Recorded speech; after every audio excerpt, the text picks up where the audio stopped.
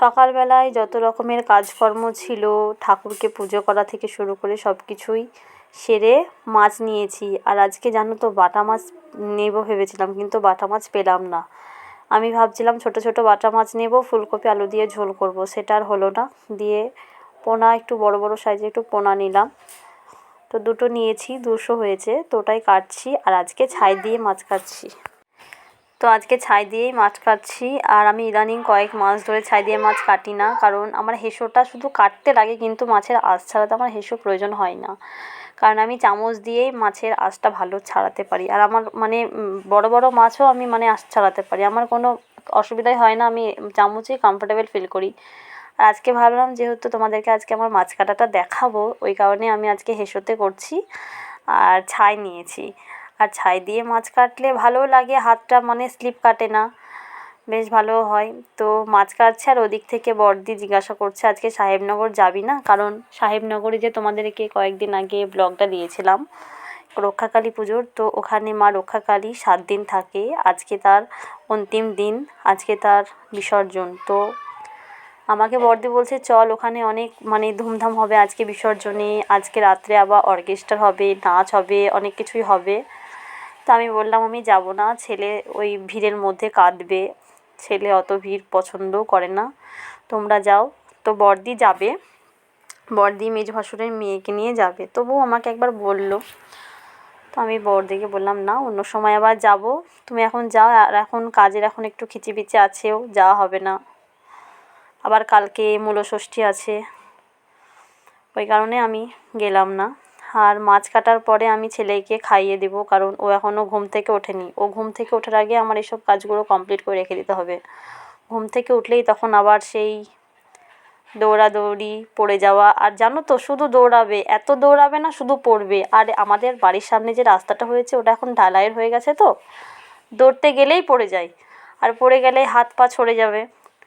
তো হয়েছেও তাই কালকে, ওই কারণে আমি কাজবাজগুলো কমপ্লিট করে রেখে দিই। আর ওর সঙ্গে সঙ্গেই প্রায় সময় থাকতে হয়, ওর ঠাম্মা থাকলে অসুবিধা হয় না, ওর ঠাম্মাই থাকে।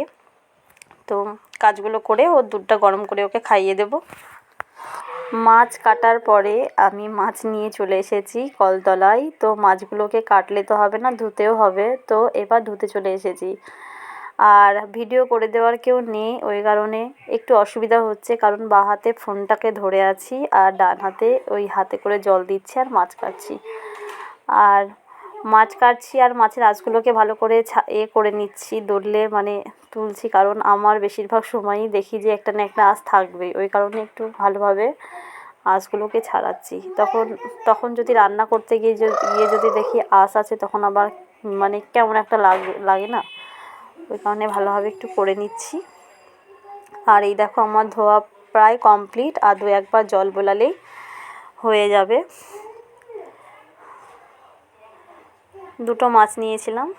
আর এদিকে ছেলে উঠে পড়েছে, ছেলেকে খাইয়ে মানে খাওয়াতে লেগেছি, গ্লাসে দুধ দিয়ে দিয়েছি, আজকেও একা একাই খাচ্ছে, খুব বাধ্য ছেলে হয়ে গেছে আজকে আমার সুধর্ণ।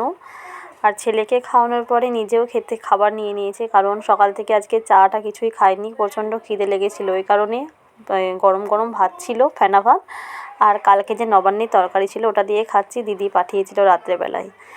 আর খেয়ে দিয়ে ছেলেকে সেন্টারে পাঠাবো, ছেলের যাওয়ার একদমই ইচ্ছা নয়, তো দিদি ওকে বলছে। আর ওদিকে মাসিমা এসেছিলো ঘি দিতে, তো নিয়েছি, মায়েদের জন্য 250 নিয়েছি, আর আমি আমার জন্য 500 নিয়েছি, কারণ আমাদের ঘিটা মাস্ট লাগবেই, ছেলের তো লাগবেই। তো ছেলে সেন্টারে গিয়েছিল, সেখান থেকে আবার এসে দেখছি ঠাম্মার সাথে 1 প্যাকেট গুঁড়ো দুধ কিনে নিয়ে এসে বাটিতে ঢেলে আমাকে বললো মা কেটে দাও, তো বাড়িতে ঢেলে দিলাম, দিয়ে খাচ্ছে। দেখো না মুখটা কী অবস্থা করেছে। আমি বললাম ওটাতে আবার শুধু খাবে না, শুকনো খাবে না, ওতে আবার জল মেশাবে, দিয়ে খাবে। আর জল দিলে খেলে ভালো লাগে বলো তো, কেমন একটা স্বাদ হবে। আর এই দেখো আমাদের নতুন অতিথি বাড়িতে এসেছে, ডাকলেই চলে আসবে, কি জানি সে মানুষের মতো, যদি বলি এখানে আয় তা চলে আসবে, মানে খুব সুন্দর। আর ছেলে সেন্টারের ভাত চলে এসেছে, এবার ছেলেকে খাইয়ে দেব। আজকে সেন্টারের ভাত আমাদের ফেনা ভাত হয়, তো আর একটা করে গোটা ডিম সিদ্ধ, তো এটাতে ঘি মাখিয়ে ছেলেকে খাইয়ে দেব। তো ছেলেকে খাওয়ানোর পরে আমাকে রান্না বসাতে হবে। আর এই দেখো আমি রান্না বসিয়েও দিয়েছি, কড়াই গরম হয়ে গেছে। এবার মাছগুলোকে ভালো করে হলুদ মাখিয়ে রেখেছিলাম আগে থেকে, আর একবার মানে করে কড়াইয়ে ছেড়ে দেব। তো আমি ছেড়ে দিয়েছি। মাছ ভাজা কমপ্লিট হলে আর একটা কাজ আমাকে করতে হবে, কি বলো তো, ওটা হচ্ছে ধনেপাতার চাটনি। তো ধনেপাতার চাটনিটা এই শীতকালের সময় আমার হাজবেন্ডের খুব ফেভারিট একটা জিনিস, আমারও খুব ভালো লাগে। তো ওর জন্য ওটা করতে হবে। আর আমি না আমার মায়ের দেখা দেখি অল্প তেলের মধ্যে বেশ মাছ ভাজা প্রায় মনে হচ্ছে শিখে গিয়েছি। তো আমার মাছ ভাজাটাও কমপ্লিট হয়ে গেছে। এবার মাছের ঝোলটা দেব। আর মাছের ঝোলটা অনেকটাই ফুটে এসেছে, অনেকক্ষণ ধরে হচ্ছে। এতে একটু সামান্য পরিমাণে ধনেপাতা কুচি করে রেখেছি, সেটা দিয়েই নামিয়ে নেব। তো আমার মাছের ঝোল পুরো কমপ্লিট। এবার মাছের ঝোলটা নামিয়ে নেব। ওদিকে মা আমাকে পুঁই ডাঁটা কেটে দিয়েছিল, আর বাড়িতে দেখলাম সব রকমেরই সবজি আছে, বাঁধাকপি থেকে শুরু করে। আর আগের দিন যে কাঁকড়া নিয়ে এসেছিলো সেটাকে এই চচ্চড়িতে দেবো, খুব টেস্টি হবে আর খেতে খুব ভালো লাগবে। আমার তো খুবই ভালো লাগে। তো আজকে পালং শাক পেলাম না বলে মাকে বললাম, যেহেতু মাদের আছে, পুঁই ডাঁটা একটু কেটে পাঠিয়ে দাও। এদিকে বাঁধাকপি টাধাকপি সবই ফ্রিজে ছিল, এই কারণে মা দিয়ে গেল আর করলাম। আর এই দেখো সেই ফেভারিট জিনিস, ধনেপাতার চাটনি। সব ধনেপাতা কাঁচা লঙ্কা পুরো মিক্স আপ করা হয়ে গেছে। এবার শুধু এতে সর্ষের তেল, লেবুর রস আর লবণ দেওয়াটা বাকি আছে, ওটা দিলেই পুরো কমপ্লিট হয়ে যাবে ধনেপাতার চাটনি। এটা ভাতের সাথে একটু করে খেলে পুরো ভাতটা মনে হবে যেন দারুণ লাগছে, দারুণ তৃপ্তি করে খাওয়া হবে। তো আমার হাজব্যান্ডের তো খুবই পছন্দ। আমি প্রথম খেতাম না জানো, তারপরে ওকে দেখা দেখি আমি খাওয়া শিখে গেছি। তো এবার সব দেওয়া কমপ্লিট, এবার ভালো করে নাড়িয়ে নেব। তো হয়ে গেছে। আর বলতে বলতে জানো তো আমাদের ওইদিকে চচ্চড়িটাও হয়ে গেছে, এদিকে আমার ধনেপাতার চাটনিটাও হয়ে গেল। চচ্চড়িটা আখায় বসিয়ে রেখে, আর এই দেখো আমার চচ্চড়িটা হয়ে গেছে, লেগে লেগে এসেছে, বুঝতেই পারছো কড়াইটা কেমন লাল লাল হয়ে গেছে, লেগে গেছে। তো না লাগলে একটু ভালো লাগে না চচ্চড়ি জিনিস।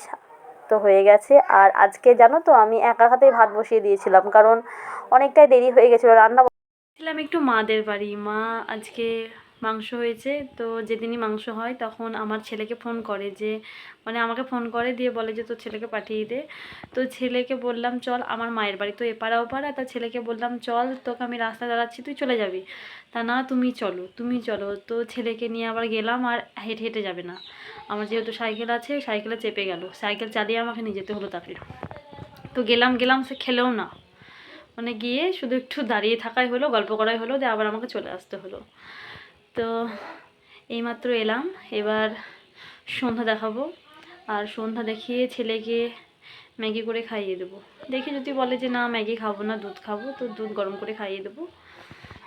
আর আজকে সন্ধ্যাবেলায় ননদ এসেছিলো, আর কালকে আসতে পারেনি, কারণ কালকে নবান্ন ছিল, কাজের একটু প্রেশার ছিল, এই কারণে আজকে এসেছে। আর ননদের ছেলেও এসেছে, তার সাথে আমার ছেলে যাবে। আর ননদের ছেলে বলছে আমি এখন নিয়ে যাব না, আমি একটু বাজার যাব। সুধর্ণ এবার খাওয়া দাওয়া করলো, এবার একটু খেলা করবে, তারপরে সুধর্ণ পড়া করবে। খেলা করে তারপর পড়া করবি তো? বাবা আসবে দিয়ে? আচ্ছা। আর আজকেও তোমাদের দাদাভাই রাত্রেবেলায় চিকেন নিয়ে এসেছে, তো তার জন্যই প্রস্তুতি চলছে। আর রসুন ছাড়াচ্ছি, আলু কাটা হয়ে গেছে, মশলাও করে রাখা আছে ফ্রিজে, আগে থেকে আমার মশলা করে রাখা থাকে সব সময়ই। আর আমাকে রাগাচ্ছে, বলছে ভালো করে করো, ওই দেখো ডিম আছে, সবাই দেখে বলবে ডিমের ঝোল রান্না করছো, কিন্তু না, আমার চিকেনই হয়েছে। আসলে তোমার দাদাকে একটু মুদিখানার দোকানে পাঠিয়েছিলাম, তো তোমাদের দাদাভাইকে, ওই কারণে ডিমটা আমি ওখানে রাখলাম, হঠাৎ করে কোথায় রাখবো বলে ওখানে রাখলাম, নাহলে ফেটে যাবে। আর এই দেখো আমার সব মশলা রেডি হয়ে গেছে, রসুন টসুন। এবার রসুনটা মিক্স আপ করলেই হয়ে যাবে। আর এই প্যাকেটটা মাংস নিয়ে এসেছিলো তোমাদের দাদাভাই, তো আমার পুরো সব কমপ্লিট। আর এই দেখো কালকে মূলষষ্ঠী আছে বলে সব মাংস রান্না করবো না বলে তোমাদের দাদাভাই বলছে কিছুটা মাংস রেখে দাও, পরশু দিনকে করবে দিনের বেলায়। তো ওই জন্য কন্টেনারে পুরে দিল, আমাকে বলছে যাও গিয়ে ফ্রিজে রেখে আসো। তো আমি ঠিকই মনে ভাবলাম, ঠিকই বলছে যে হ্যাঁ কালকে তো মূলষষ্ঠী, আমরা তো খেতে পাবো না, রাত্রের মতো করলাম আর কিছুটা রেখে দিলাম ফ্রিজে, পরশু দিনকে সকালবেলায় করে দেব ওদেরকে। তো আজকে যা করবো সেটা কালকে সকালবেলায়ও খেয়ে চলে যেতে পারবে, কারণ আমি সকালবেলার দিকে শুধু ভাত করব, তাহলেই হয়ে যাবে। তাই সুধর্ণ মণ্ডল খেতে বসে পড়েছে। কি খাচ্ছে ওটা? কি খাচ্ছে ওটা? কি খাচ্ছ? কি খাচ্ছ তুমি? লেবু খাচ্ছ? আমাকে একটা দাও। লেবু খুব সুন্দর লাগে শীতকালে কমলা লেবু খেতে, সত্যি খুব সুন্দর লাগে। এইমাত্র আমি ছাদ থেকে এলাম আর এখন বাজছে 7:02 সন্ধ্যাবেলা।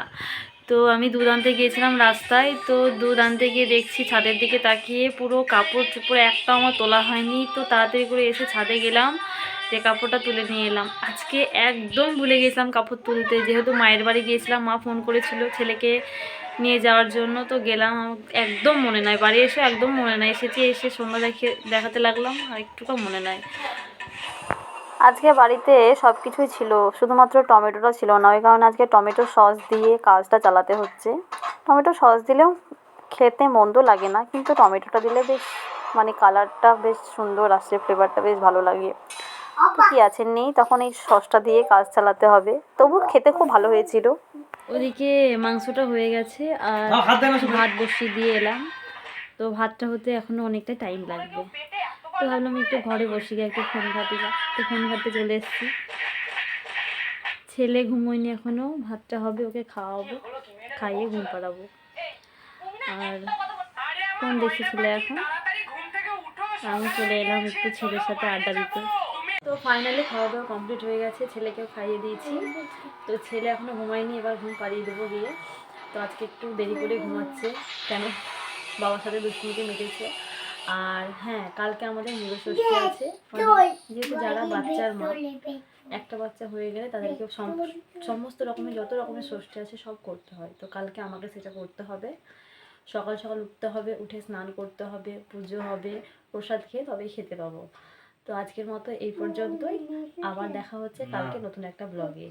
আর যদি আমার এই ভিডিওটা ভালো লেগে থাকে তাহলে প্লিজ লাইক কমেন্ট শেয়ার করে দিও এবং সাবস্ক্রাইব করে দিও। Good night.